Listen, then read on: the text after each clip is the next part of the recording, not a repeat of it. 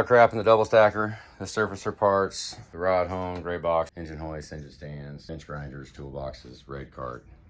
Jesus. We decided to just park the van and we're gonna make a trip to the scrapper just with the trailer and excursion.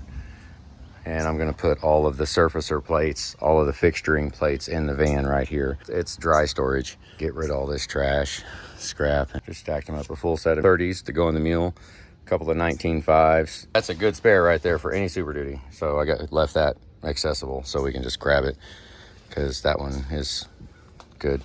Super single for the Volvo, got it sitting on a plastic pallet.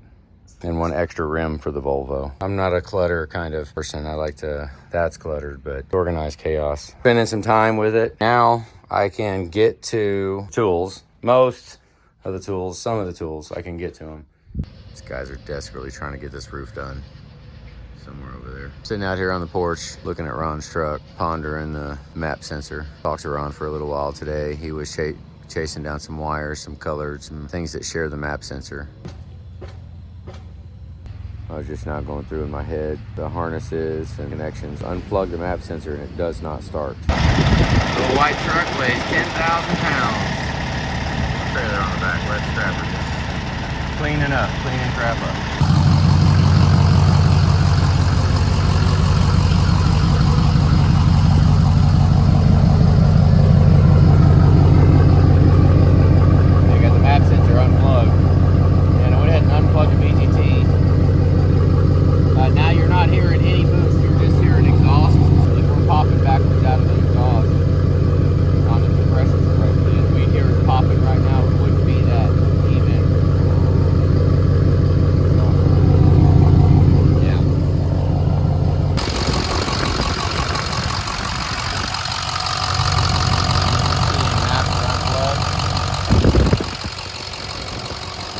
There's a pretty good chance it will not start right now. Hey, shut it off.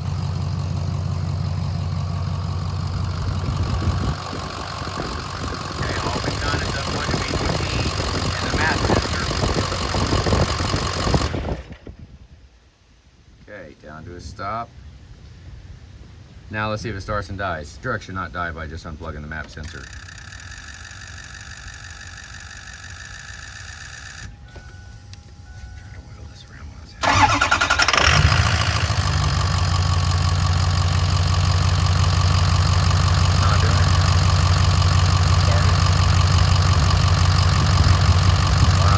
That's really freaking weird. So it started now with the VGT and the map unplugged.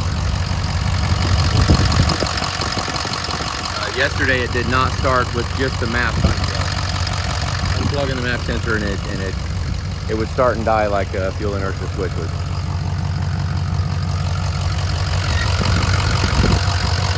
Shut it off. Go ahead and plug back in the VGT solenoid, add that back to the equation. Very carefully so it doesn't freaking break it. And one side's already broke. All right, try it again.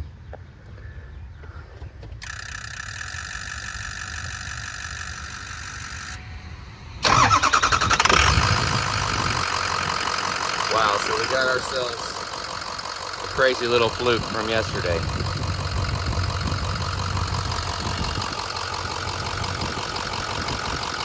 Well, damn it. Thought I had a little clue by that map sensor unplugged and it wouldn't start.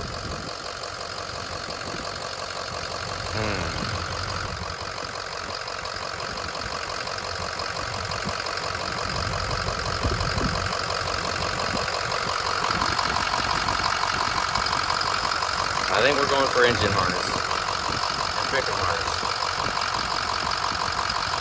I'm just, before we dig in, I'm just spending a little more time with it to see if something jumps out at me.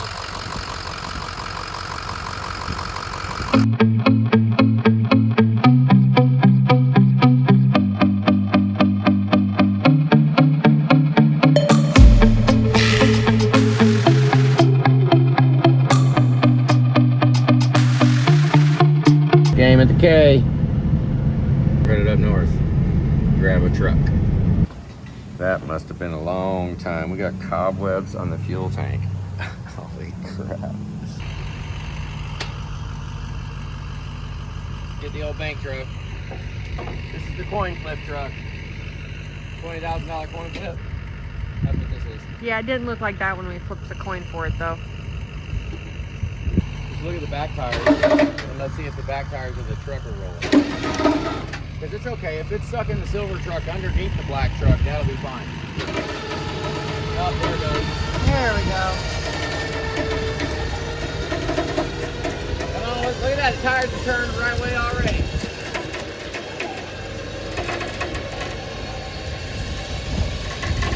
That's all right.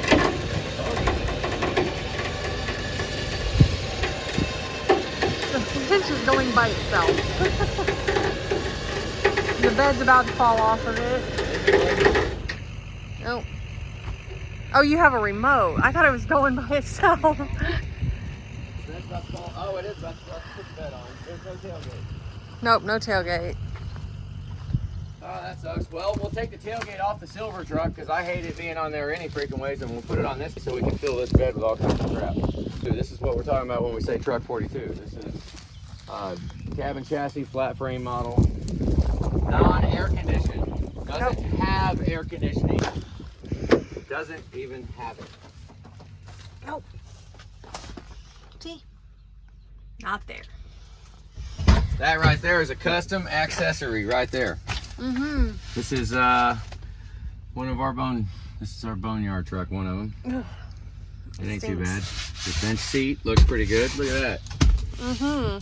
This guy doesn't have any tears in it. It actually does look pretty good. Yeah, it does. Yeah, this truck might get Jason's drivetrain. Jason's drivetrain, in my mind, is going in one of these two trucks. It's either going to be a 6.4 conversion to 6 liter because Jason has everything needed to make the truck run. We can just shoehorn all of it in a 6.4 chassis and make this truck run with that, or we can do this. And I mean, we could make it a 1-ton standard cab 4-wheel drive dually, I guess, because that's 4-wheel drive, so we take the front axle and everything. Yeah, this one's 2-wheel drive, no AC.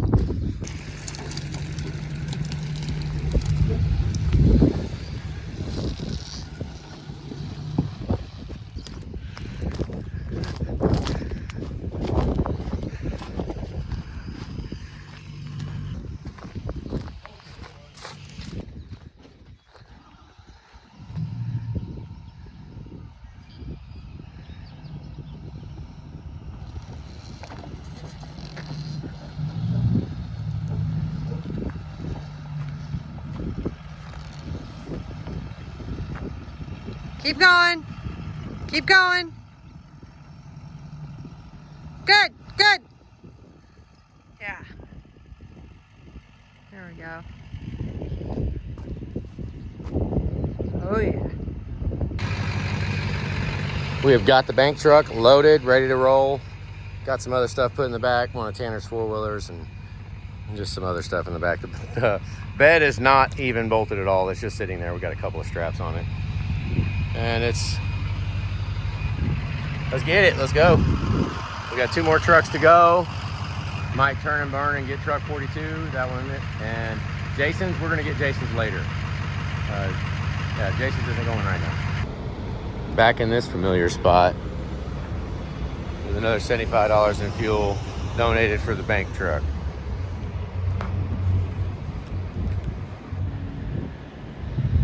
She looks so good. You need some wood? Maybe some free wood? The shelves are made to be on concrete. So we was on our way up and we're about to fill the neck of the double stack of the, what are we gonna call that trailer? About to fill the neck of the boneyard trailer. Yeah. And I'd like to put some wood on it. We thought about buying it, but then Julie looked on Marketplace and this wood was free. We got one 4x8 sheet and enough that we can probably take care of that whole neck up top. I mean, ideally, yeah, you would say take all the wood out, but it's just a boneyard trailer. We'll add another layer of wood, get another layer of protection, leave everything that's there in there, and that way, you know, the crap don't fall through the freaking floor.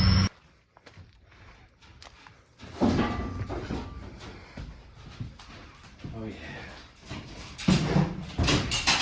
Boneyard got a new floor, a free floor.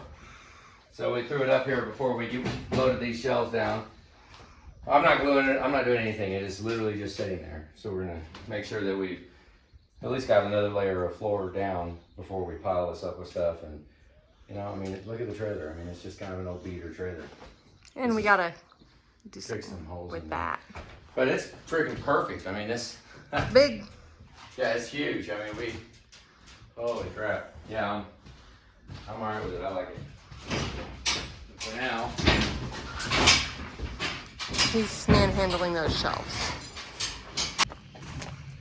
Even though you can't see him, he is up there on the roof. Do what? Taping over that. Because we only had some tape. Our crash wrap wasn't sticky anymore. And he might come tape over that. So he's trying to fix the leaks.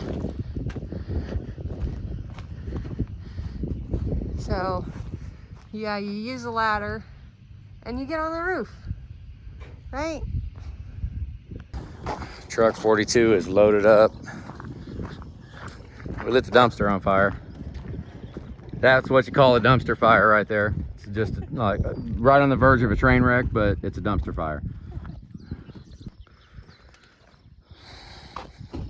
This is why we call it Truck 42. This is Truck 42, and we don't know what life it's gonna have for it. I don't even know yet. But right now, let's venture on down the highway. Let's go.